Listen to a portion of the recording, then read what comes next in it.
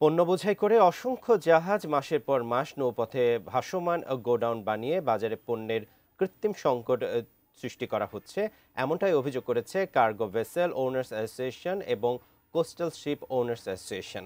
সকালে ঢাকা রিপোর্টার্স ইউনিটিতে এক সংবাদ সম্মেলনে পণ্যের এজেন্ট সিন্ডিকেটের বিরুদ্ধে এ অভিযোগ করেন দুই সংগঠনের নেতারা। জাহাজ মালিকরা বলেন সর্বোচ্চ 11 দিনের মধ্যে জাহাজ থেকে পণ্য খালাস করার কথা থাকলেও তা না করে 11 মাস পর্যন্ত পণ্য বোঝাই জাহাজগুলোকে ভাসমান গোডাউন বানিয়ে রাখা হয়। এ সময় জাহাজের স্টাফদের বেতনও দেয় না পণ্যের এজেন্ট সিন্ডিকেট। এছাড়া অভিযুক্তরা জাহাজ মালিকদের পাওনা 411 কোটি টাকাও পরিশোধ করছেন না, মানছেন না পণ্য পরিবহন নীতিমালা। এই অবস্থায় প্রায় 800 জাহাজ চলাচলের অযোগ্য হয়ে পড়েছে। আগামী 15 দিনের মধ্যে সমস্যার সমাধান না হলে জাহাজ চলাচল বন্ধের হুঁশিয়ারি দিয়েছেন দুই সংগঠনের নেতারা। 2024 বাস্তবায়ন করতে হবে। 2 নম্বর, নৌ পরিবহন অধিদপ্তরের পক্ষপাতমূলক আচরণ বন্ধ করতে হবে।